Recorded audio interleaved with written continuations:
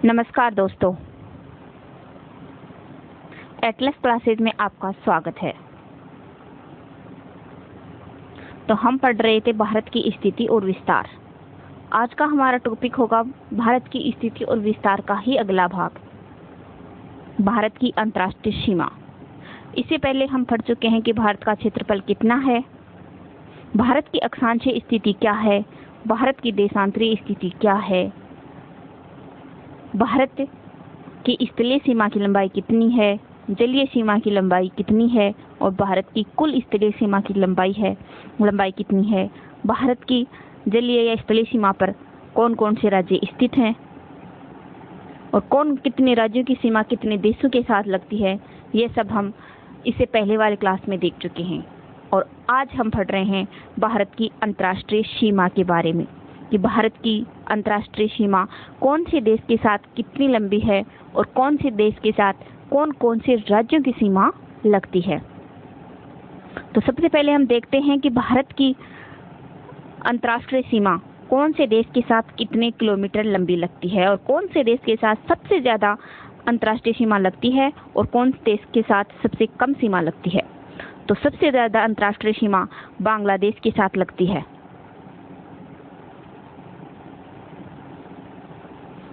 बांग्लादेश के साथ अंतर्राष्ट्रीय सीमा की लंबाई है 4096.7 किलोमीटर।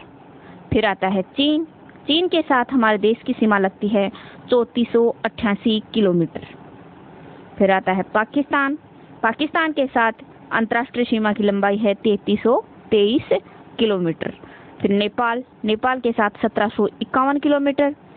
म्यांमार के साथ 1634 किलोमीटर। भूटान के साथ 699 किलोमीटर। फिर आता है अफगानिस्तान के साथ हमारे देश की सबसे कम अंतर्राष्ट्रीय सीमा की लंबाई है 106 किलोमीटर।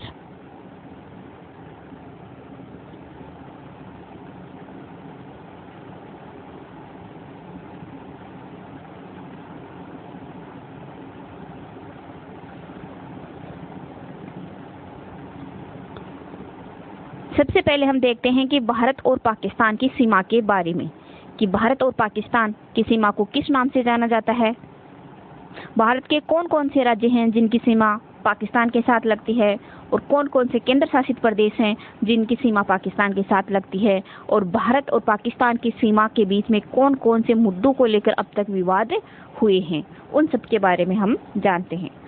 तो सबसे पहले देखते हैं कि भारत और पाकिस्तान की सीमा को किस नाम से जाना जाता है।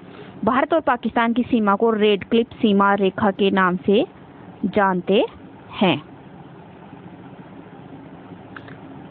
इस सीमा रेखा को रेड क्लिफ सीमा रेखा के नाम से क्यों जाना जाता है, तो देखते हैं कि 14-15 अगस्त 1947 को सर साइकिल रेडक्लिफ द्वारा इस सीमा का निर्धारण किया गया कि भारत और पाकिस्तान की सीमा रेखा का निर्धारण 14 और 15 अगस्त 1947 को सर साइकिल रेडक्लिफ के द्वारा किया गया और सर साइकिल रेडक्लिफ के नाम पर ही इस सीमा का नाम रेडक्लिफ सीमा रेखा पड़ा। पाकिस्तान के साथ भारत के 3 राज्यों और 2 केंद्र शासित प्रदेशों की सीमा लगती है। 3 तो राज्यों की सीमा लगती है और 2 केंद्र शासित प्रदेशों की सीमा लगती है। 3 राज्यों में है पंजाब, राजस्थान और गुजरात। इन 3 राज्यों की सीमा पाकिस्तान के साथ लगती है। पंजाब की सीमा लगती है, राजस्थान की लगती है और गुजरात की लगती है। और 2 केंद्र शासित प्रदेशों की सीमा पाकिस्तान के साथ लगती है, जिसमें एक है जम्मू कश्मीर और लद्दाख। फिर देखते हैं हम भारत और पाकिस्तान के बीच में विवाद कि भारत और पाकिस्तान की सीमा पर कौन कौन से मुद्दों को लेकर कौन कौन से विवाद हुए हैं, उन विवादों के बारे में हम जानते हैं। तो सबसे पहले जानते हैं हम POK, पाक अधिकृत कश्मीर के बारे में कि कश्मीर का वो हिस्सा जो पाकिस्तान के अधिकार में है, उसको लेकर के कैसे विवाद हुआ और फिर कैसे विवाद को समाप्त किया गया। तो भारत पाकिस्तान के बीच पाक अधिकृत कश्मीर को लेकर विवाद 1947 से है कि जब इस सीमा का निर्धारण किया गया था 1947 में, तब से लेकर आज तक पाक अधिकृत कश्मीर को लेकर भारत और पाकिस्तान के बीच में विवाद रहा है। 1947 को भारत में माउंटबेटन योजना आई और इसी योजना के तहत भारत का विभाजन करके पाकिस्तान बना। कि 1947 में भारत में माउंटबेटन योजना आई और उसी के तहत भारत का विभाजन किया गया और पाकिस्तान का निर्माण हुआ। इस योजना के अंतर्गत माउंटबेटन ने देशी रियासतों को 3 विकल्प दिए कि वे भारत के साथ जुड़ सकती हैं। पहला विकल्प था कि देशी रियासत अगर चाहती हैं कि वो भारत के साथ अपना विलय करें तो वो भारत के साथ जुड़ सकती हैं। दूसरा था कि वो पाकिस्तान के साथ जुड़ सकती हैं या फिर स्वतंत्र रह सकती हैं। ये 3 विकल्प माउंटबेटन योजना के तहत देशी रियासतों को दिए गए कि कोई भी देशी रियासत अपना निर्णय लेने में स्वतंत्र है कि वो भारत में अगर अपना विलय चाहती है तो भारत में अपना विलय कर सकती है, अगर वो पाकिस्तान देश में अपना विलय करना चाहती है तो वो पाकिस्तान देश में कर सकती है, और अगर वो अपना स्वतंत्र रहना चाहती है तो कोई भी देशी रियासत स्वतंत्र रह सकती है।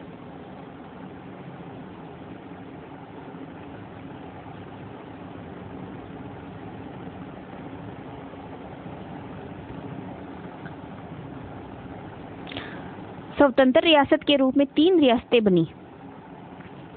बाकी सभी रियासतों ने तो अपना निर्णय ले लिया कि जो रियासत भारत में शामिल होना चाहती थी वो रियासत भारत में शामिल हो गई, और जो रियासत पाकिस्तान में शामिल होना चाहती थी वो रियासत पाकिस्तान में शामिल हो गई। लेकिन 3 रियासत ऐसी थी जो स्वतंत्र रही। उनमें थे जम्मू कश्मीर, जूनागढ़ और हैदराबाद। उस समय जम्मू कश्मीर रियासत महाराजा हरि सिंह के नियंत्रण में थी।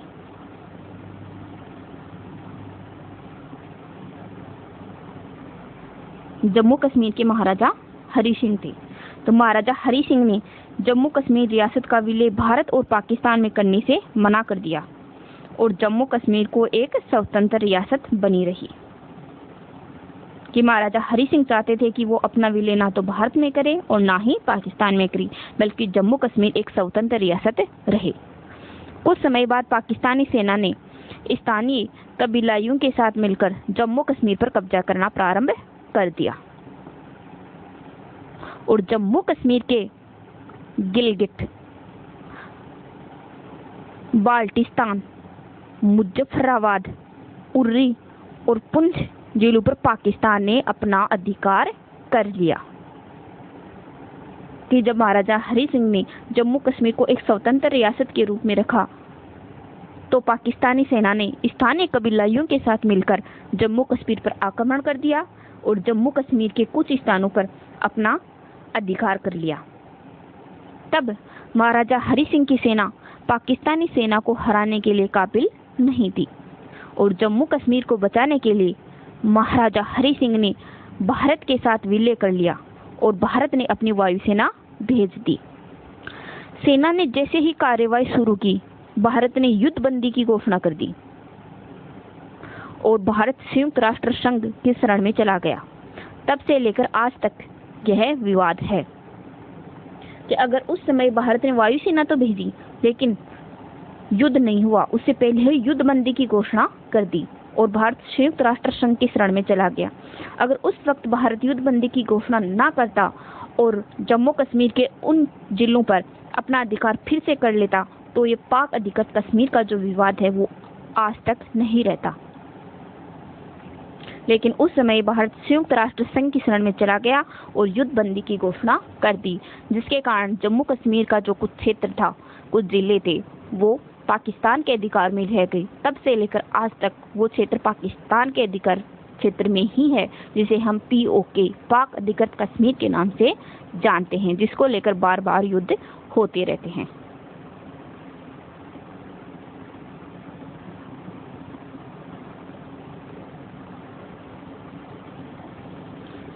फिर देखते हैं कि हम भारत और पाकिस्तान के बीच में और कौन कौन से मुद्दे हैं जिनको लेकर के हमेशा विवाद की स्थिति बनी रहती है। फिर आता है लोक, लाइन ऑफ कंट्रोल, नियंत्रण सीमा रेखा।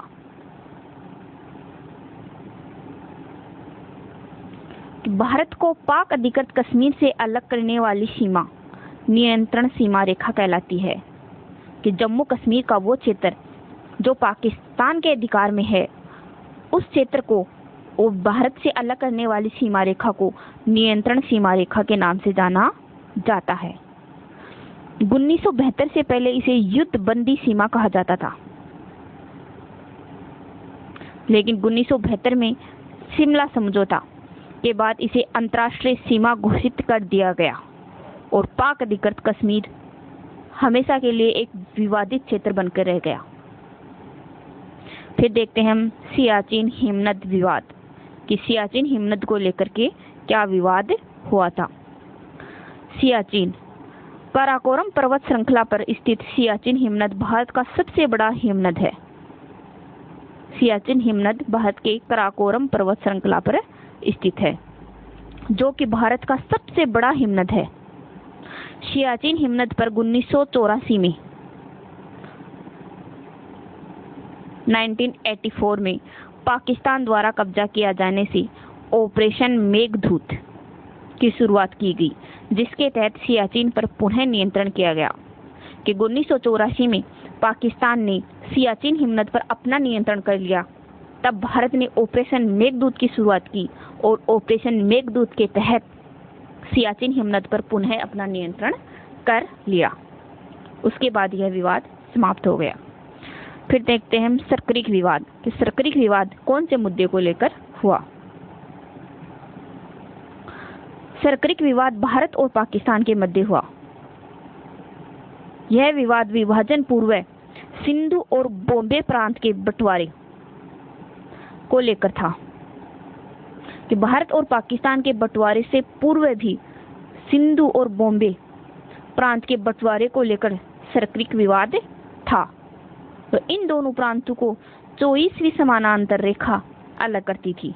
सिंधु और बॉम्बे प्रांत को 24वीं समानांतर रेखा अलग करती थी, लेकिन भारत के विभाजन के बाद भारत इसको मान्यता नहीं देता है। तब से लेकर यह विवाद भारत और पाकिस्तान के बीच में होता रहता है।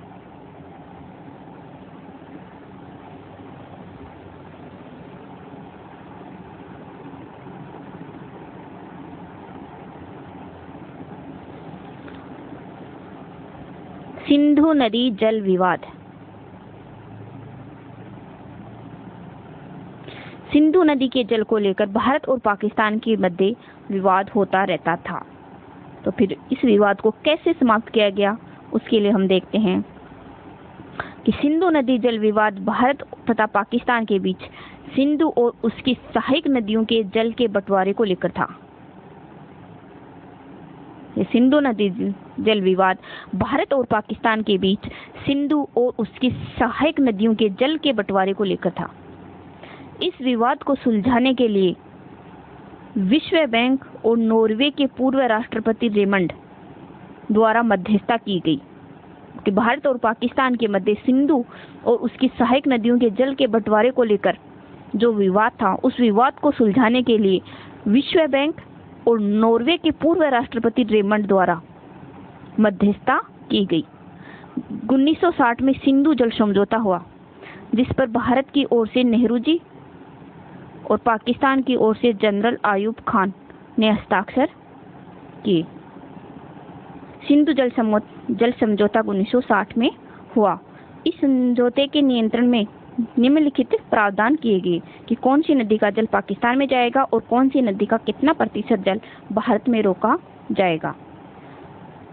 तब सिंधु नदी का जल 80% जल पाकिस्तान के पास जाएगा और 20% जल भारत के पास रहेगा। झेलम और चिनाब नदियों का भी 80% जल पाकिस्तान के पास जाएगा और 20% जल भारत के पास रहेगा। और रावी, व्यास और सतलज नदियों का 80% जल पाकिस्तान को भेजा जाएगा, 80% जल भारत के पास रहेगा और 20% जल पाकिस्तान के पास भेजा जाएगा।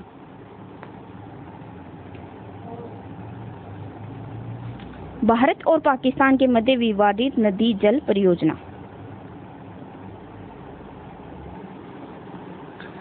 भारत और पाकिस्तान के मध्य विवादित नदी जल परियोजनाएं, कि कौन कौन सी नदी पर स्थित परियोजनाएं हैं जिनको लेकर भारत और पाकिस्तान के मध्य विवाद होता रहता है। सबसे पहले आती है तुलबुल परियोजना, जो कि झेलम नदी पर स्थित है। फिर आती है उरी परियोजना, जो कि झेलम नदी पर ही स्थित है। इन नदियों की परियोजनाओं को लेकर भारत और पाकिस्तान के मध्य हमेशा विवाद की स्थिति बनी रहती है।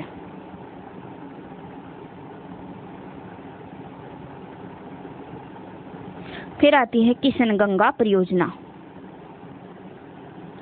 किशनगंगा नदी, जिसे पाकिस्तान में नीलम नदी कहते हैं, जो कि झेलम की सहायक नदी है, इस किशनगंगा परियोजना को लेकर भी भारत और पाकिस्तान के मध्य विवाद की स्थिति बनी रही है।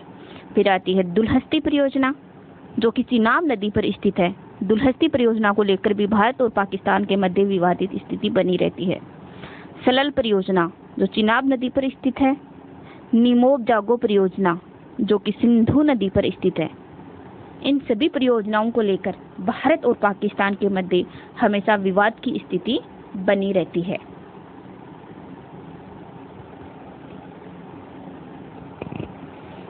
फिर आगे देखते हैं भारत और पाकिस्तान सीमा के बारे में हमने फट जान लिया, और आगे देखते हैं भारत और अफगानिस्तान की सीमा के बारे में, या फिर हम कह सकते हैं पाकिस्तान और अफगानिस्तान की सीमा। क्योंकि वास्तविक रूप से अफगानिस्तान की सीमा भारत से नहीं लगती है। अफगानिस्तान की सीमा लद्दाख के कुछ क्षेत्र से लगती है, जो कि POK में है, पाक अधिकृत कश्मीर में है, जो कि पाकिस्तान के नियंत्रण में है। इसलिए हम इसे भारत अफगानिस्तान सीमा या पाकिस्तान अफगानिस्तान की सीमा कह सकते हैं। भारत और अफगानिस्तान के बीच में जो सीमा लगती है उसे हम डुरंड रेखा के नाम से जानते हैं, कि भारत और अफगान सीमा को डुरंड रेखा कहते हैं।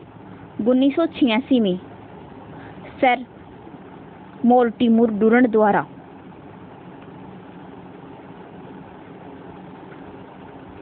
इस रेखा का निर्धारण किया गया, कि 1986 में भारत और अफगानिस्तान के बीच में स्थित सीमा रेखा का निर्धारण मोर्टिमर डुरंड के द्वारा किया गया, और डुरंड के नाम के आधार पर ही इस सीमा को डुरंड रेखा कहा जाता है।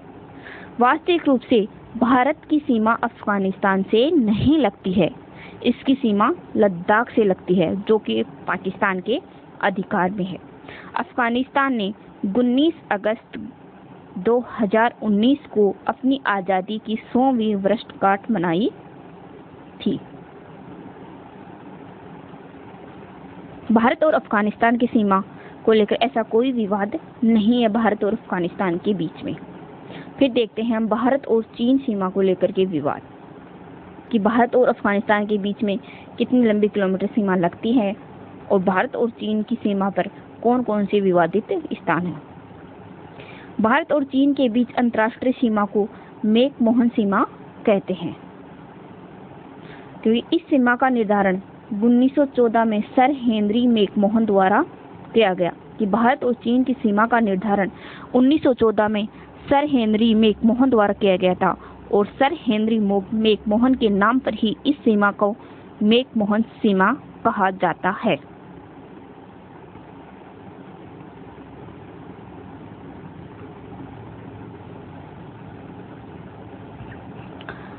चीन की सीमा भारत के 4 राज्यों और 1 केंद्र शासित प्रदेश से लगती है, कि भारत के 4 राज्यों की सीमा और 1 केंद्र शासित प्रदेश की सीमा चीन के साथ लगती है।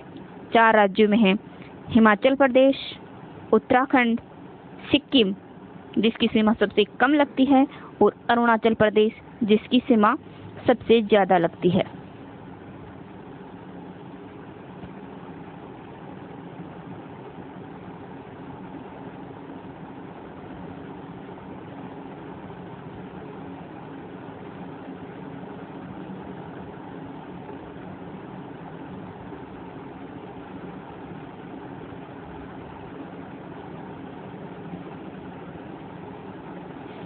कि भारत के 4 राज्यों की सीमा चीन से लगती है और एक केंद्र शासित प्रदेश की सीमा चीन के साथ लगती है। वो 4 राज्य हैं हिमाचल प्रदेश, उत्तराखंड, सिक्किम, अरुणाचल प्रदेश और एक केंद्र शासित प्रदेश है लद्दाख, जिसकी सीमा चीन के साथ लगती है। फिर देखते हैं भारत और चीन सीमा विवाद, कि भारत और चीन की सीमा पर किन किन मुद्दों को लेकर विवाद होता है। सबसे पहले देखते हैं अक्साई चीन विवाद। अक्साई चीन विवाद क्या है? लद्दाख का वह क्षेत्र जो चीन के नियंत्रण में है अक्साई चीन कहलाता है। कि लद्दाख का वह क्षेत्र जो चीन के नियंत्रण में है वह अक्साई चीन कहलाता है। अक्साई चीन पर 1962 में चीन का नियंत्रण है। कि 1962 के युद्ध में चीन ने अक्साई चीन के ऊपर अपना नियंत्रण कर लिया था। तब से लेकर आज तक अक्साई चीन पर चीन का नियंत्रण है। फिर देखते हैं लाइन ऑफ एक्चुअल कंट्रोल, वास्तविक सीमा रेखा। कि लद्दाख को अक्साई चीन से अलग करने वाली लाख का चीन पर बार बार उल्लंघन करने से यह क्षेत्र विवादों में रहता है। कि लद्दाख को अक्साई चीन से अलग करने वाली सीमा ले कहलाती है और वास्तविक सीमा रेखा का चीन द्वारा बार बार उल्लंघन करने से यह क्षेत्र विवादों में घिरा रहता है। कि इस रेखा का चीन बार बार उल्लंघन करता है, जिसके कारण यह विवाद का मुद्दा बन जाता है। फिर देखते हैं हम स्टेपल वीजा। कि स्टेपल वीजा क्या है और यह भारत और चीन के मध्य विवाद का मुद्दा कैसे है। यह चीन द्वारा जम्मू कश्मीर तथा अरुणाचल प्रदेश, एक तो जम्मू कश्मीर केंद्र शासित प्रदेश के लोगों को और एक अरुणाचल प्रदेश के नागरिकों को दिया जाने वाला एक विशेष वीजा है, जिसे स्टेपल वीजा कहा जाता है, जिसको लेकर भारत को आपत्ति है। जिसके अंतर्गत जम्मू कश्मीर और अरुणाचल प्रदेश का कोई भी नागरिक चीन में कभी भी आ जा सकता है, जिसको लेकर भारत को हमेशा आपत्ति रही है।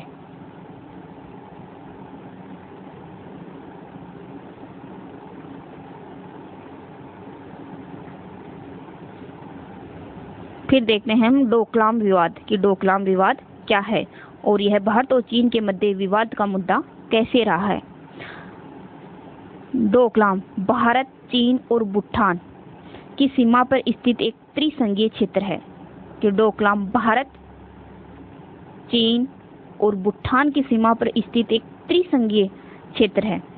चीन द्वारा इस क्षेत्र को अधिग्रहण किए जाने से यह विवादित हो गया कि इसके ऊपर चीन ने अपना अधिकार कर लिया, क्योंकि संयुक्त राष्ट्र संघ के चार्टर के अनुसार त्रिसंघीय क्षेत्र में तीनों देशों की सहमति आवश्यक है, लेकिन चीन ने अपना अधिकार कर लिया, जिसके कारण यह क्षेत्र विवादित है। भारत एवं भूटान द्वारा विरोध किए जाने से चीन को यह क्षेत्र छोड़ना पड़ा और यह विवाद समाप्त हो गया। फिर देखते हैं मोतियों की माला। मोतियों की माला क्या है?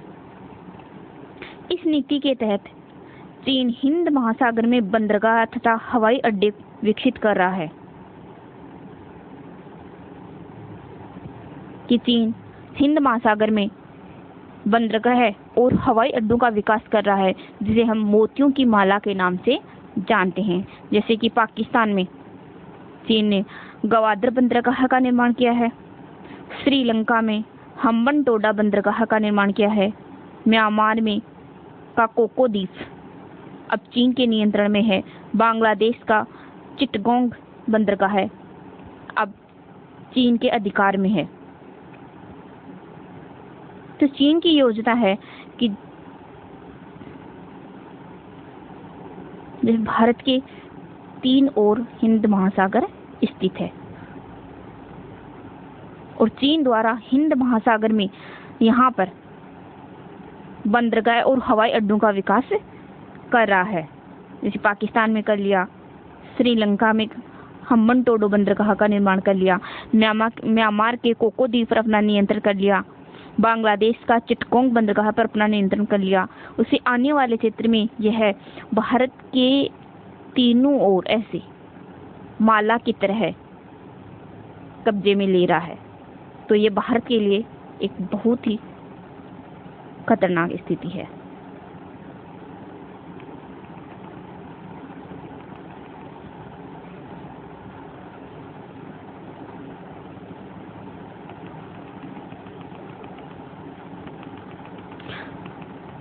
आज के लिए इतना ही, देखते हैं आगे का नेक्स्ट क्लास में। तब तक के लिए धन्यवाद।